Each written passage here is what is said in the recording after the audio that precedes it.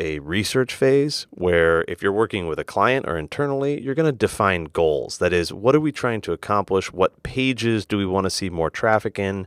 What kind of conversions do we want to have? You'll also investigate different keywords based upon your personas or the different portions of the sales funnel that you might target.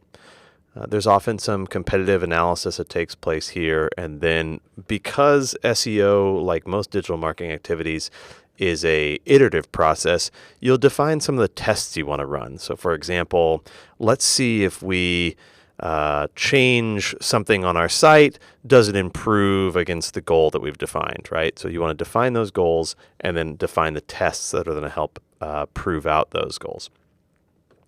The next phase, once you have that, is to do a very comprehensive site audit. So in this case, you would be looking at inhibitions to whether or not you're indexed, or is your site accessible, what is your content like, and do some analysis of the authoritativeness of your links and your link building process.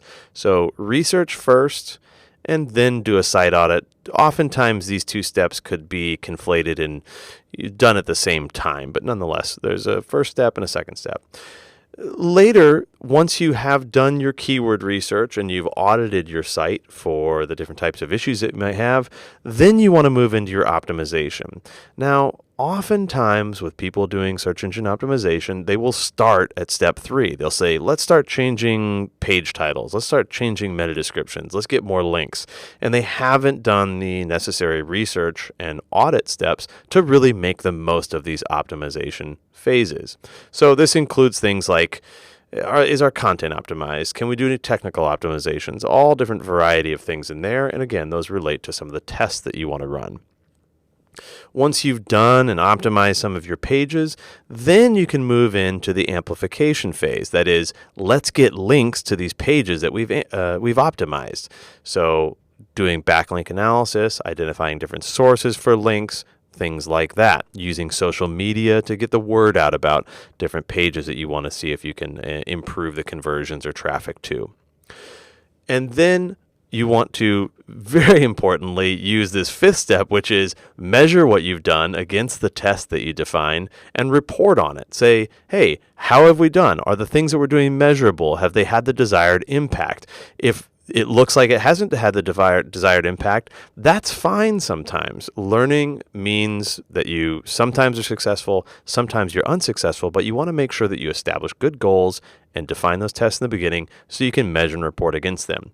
Another way to look at this methodology is to say, in step 1, we're really defining the competitive landscape, right? We're talking to our internal stakeholders or our clients and defining the competitive landscape. Then we want to do a site audit and identify what are our strengths and weaknesses within that competitive landscape. Where are we strong? Where are we weak? What are things that we can change? And then there's a number of implementation phases. So again, oftentimes people will start search engine optimization activities at step 3 when they haven't done the appropriate research and audit phases. So just when you're doing SEO, realize that you're probably going to have to move things to the left a little bit and make sure you're defining goals and doing a lot of research prior to ever changing things on the site. It's really helpful. Hope that helps.